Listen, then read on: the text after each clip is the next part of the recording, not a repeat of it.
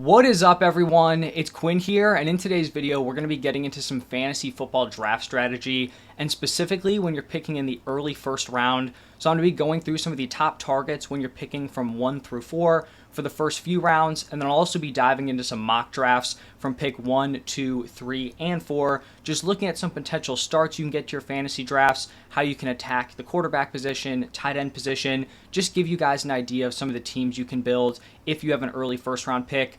I think so far, kind of, a few months away from the season, I really like the early first round in terms of fantasy drafts. I think you can get a nice elite option early on, and I don't think the fall off is too crazy from like the early second to like the 2-3 turn. So I am a fan of picking from this position, and let's just dive right into it. So we're going to start off with some of the round 1 targets, and I compiled consensus ADP using Sleeper, Yahoo, and ESPN, combine those three, and this is the ADP I got. So you can see it's color coded here. Green are the players that I feel really confident picking 1 through 4.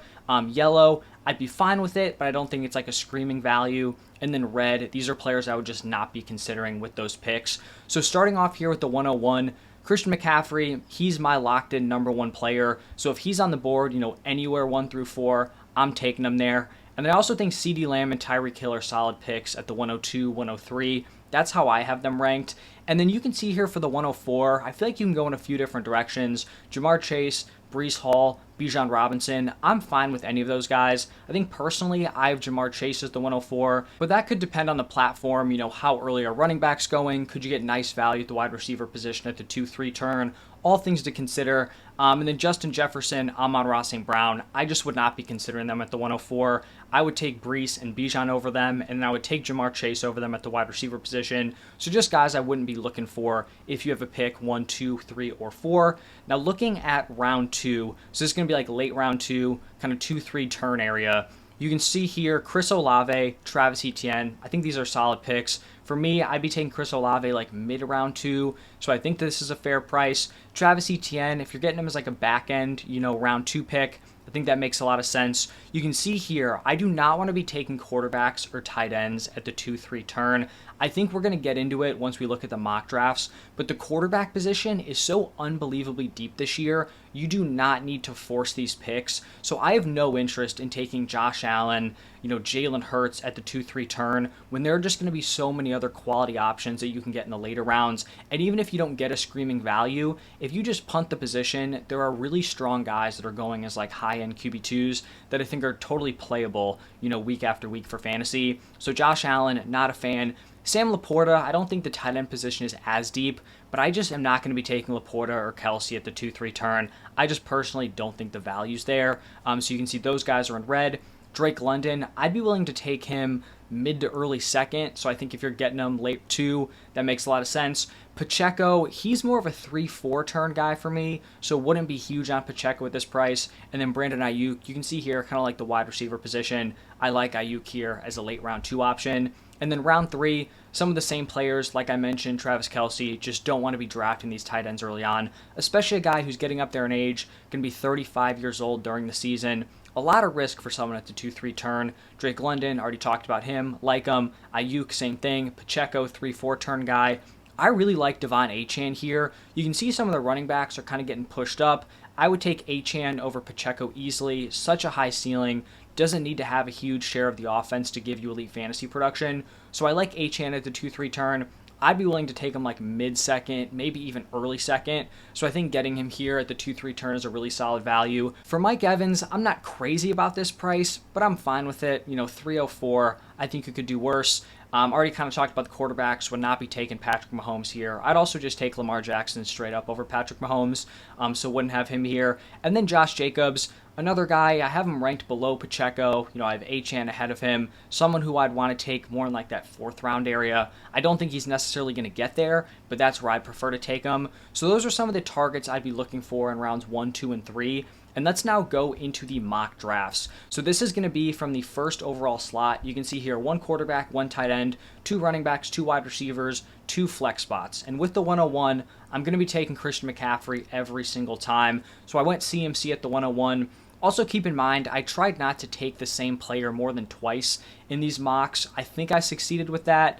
I just wanted them to look a little bit different, so the picks weren't exactly like who I viewed as the best option every single time, but still players I liked. Then I went Devon Achane at the 2-3 turn here. I typically don't like drafting the running backs that we're going to see in like round 4, 5, 6. There are some exceptions, but I like getting those two running backs off the board, especially if they're nice values, right? So CMC 101, I like it. Achane 2-3 turn, we'll sign up for that every single time. We have our two kind of cornerstone running backs here. We can now attack the other positions.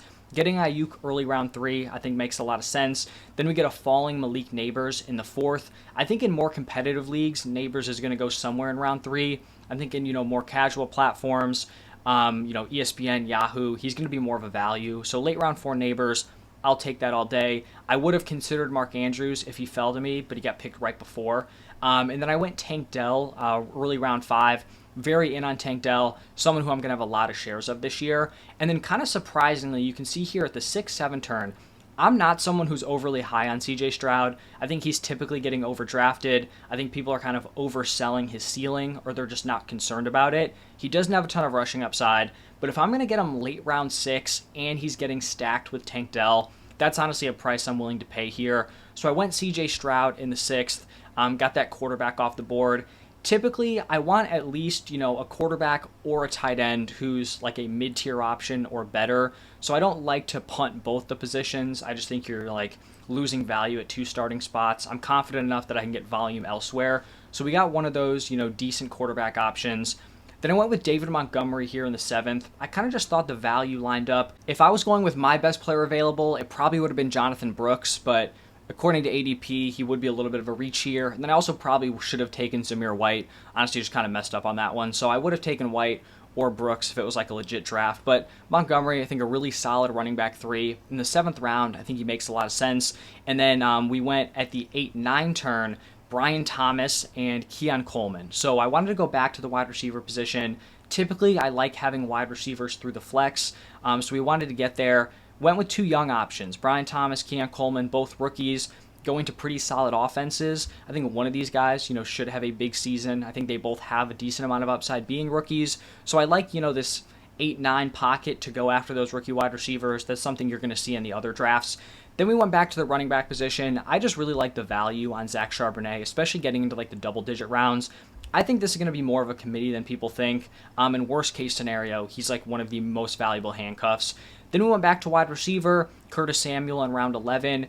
I just didn't really like any of the values we were getting here at tight end. If Ingram fell to me in the 8th, I would have taken him there. If Bowers fell to me in the 10th, I would have taken him there. But I didn't want to reach. I was fine kind of punting the position. But it just kind of, kept rolling round after round. And so we ended up just double tapping Ben Sinnott and Taysom Hill. Do I love it? No, I don't love the idea that Taysom Hill is probably going to be my week 1 starting tight end with this draft. But I think 2 fine options. I like Sinnott as a sleeper, and I think we're strong at other positions. And then just wrapped it up with a Kamani Vidal pick for the Chargers, just taking a shot at a pretty ambiguous backfield. So looking at this roster, CJ Stroud, solid mid-tier quarterback 1. I really like our starting running back, CMC, Achane. I think our wide receivers are solid. Ayuk, Neighbors, Tank Dell, Brian Thomas, Keon Coleman, Curtis Samuel thrown in there with the Bills.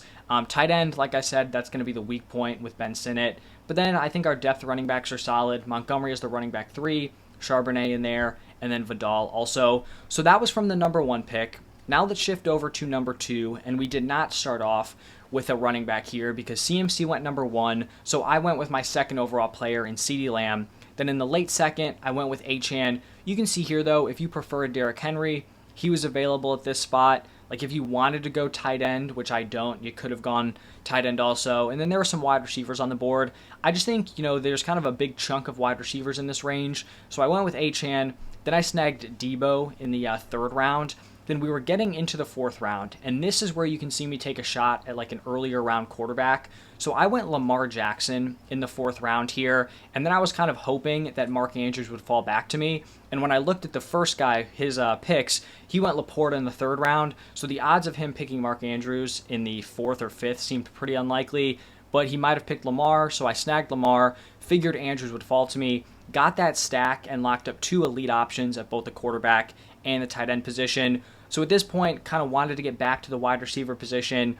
In round 6, I went with Chris Godwin, and then in the 7th, I snagged Jonathan Brooks. Very high on Jonathan Brooks, like him way more than consensus. So locked up our running back 2. So far, we have a quarterback, 2 running backs, 3 wide receivers, and then a tight end. In round 8 and 9, we went wide receiver, running back, and then the same kind of running back, wide receiver in 10, 11. Round 8 got Xavier Worthy. Round 9, Trey Benson. 10, Zach Charbonnet. 11, Cortland Sutton.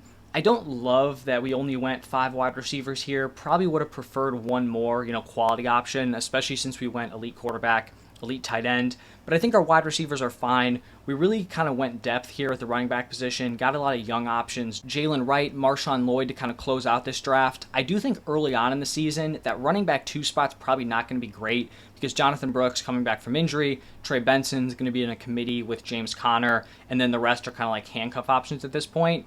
But I do think there's some upside later on in the season. These guys can kind of break out in their backfields.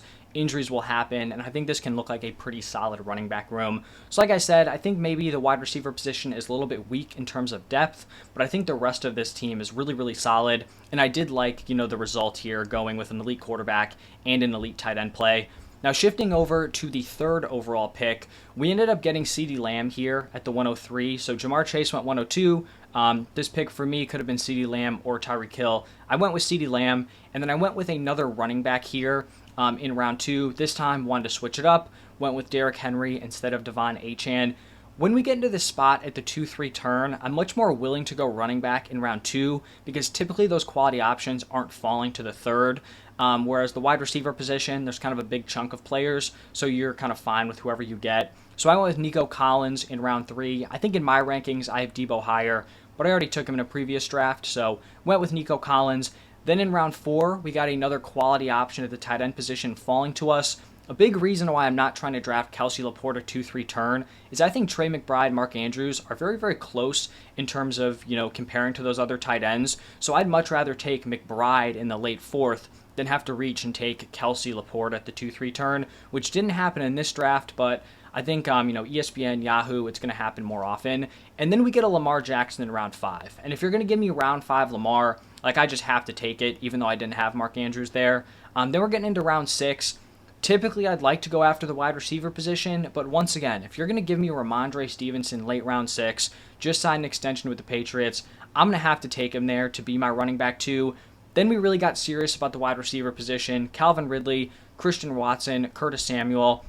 Not someone who typically goes after Ridley, but I thought this price was interesting. Fine taking a swing there, getting a share. Christian Watson, like the upside, and then Curtis Samuel, also just taking a shot on that Bills offense. Then we got back to the running back position, Chase Brown, kind of an ambiguous backfield with Zach Moss, Tyler Lockett at the wide receiver position, and then one more running back with Elijah Mitchell. This one was kind of a limited bench here with only 4 bench slots. I probably would have gone one more running back if we had another pick, but also would have depended on the value there. So once again, solid at the quarterback position with Lamar. I think our running backs are solid with Henry, Ramondre, Chase Brown, Elijah Mitchell on the bench. Then the wide receivers, I think, are pretty nice. Lamb, Collins, Ridley, Watson, Curtis Samuel, then Tyler Lockett as the wide receiver 6. So that's going to wrap it up from the 3 spot. And then the final mock here, pick number 4. This was a wide receiver start. So we went Jamar Chase at the 104. Then we went Ayuk in round 2,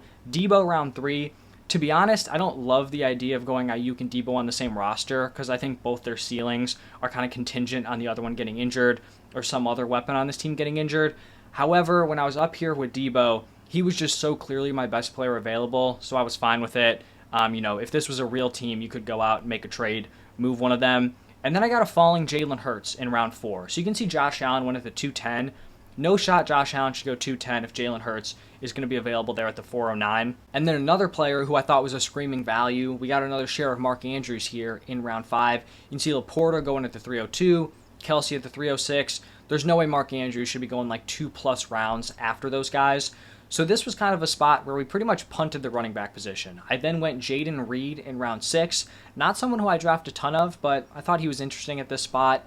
And then we were getting to the point where, maybe I didn't love the wide receivers available. I liked Jonathan Brooks here in round 7, so we snagged him. Then we just kind of went after the running back position. I went Zach Moss in round 8, just kind of taking shots at some of these ambiguous backfields, someone who could, lead that Bengals team. Then I went Jalen Warren in round 9, someone where, Brooks may take a little bit to get going. I think Jalen Warren should be a solid, fringe running back 2 play right away. Got one more wide receiver here in Cortland Sutton before we went back to the running back position with Chase Brown, Marshawn Lloyd, and then closed it out with Josh Downs and Ray Davis. So once again, another draft where we went solid at the quarterback position, Jalen Hurts, solid at the tight end position in Mark Andrews, snagged some decent running backs here after punting it, but I think our wide receiver position is really, really strong. So as you guys can see with these mocks, I'm not trying to force anything early on. I'm not going into it saying I'm going to go running back, or wide receiver, wide receiver. You have to let the draft come to you, especially in the early rounds, then you can reevaluate, right? Some of these drafts, I took 1 top running back option, others I took 2, 1, I just completely punted the position, and it's just the way the value fell to me. And then like I talked about earlier on, the quarterback position I think is very important because you should not be forcing it. You should not feel like, oh my gosh, I have to draft this elite quarterback here at the 2-3 turn, even if you're not getting them at the 4-5 turn. If the value's not there, it's fine. You can wait. You can get a Caleb Williams later on, pair him with a Matthew Stafford. There are just so many quality options at the position that you should not be stressing out, reaching, passing up on other value. So here you can see all 4 of the mock drafts. Let me know your thoughts on them. Let me know your thoughts on picking from this spot. I'll also have videos coming out within the next few days going through picks 5 through 8 and then 9 through 12. So if you like this style of video, let me know. Do me a huge favor. Hit that like button, subscribe to the channel. But thank you all for stopping by, and I will see you in the next one.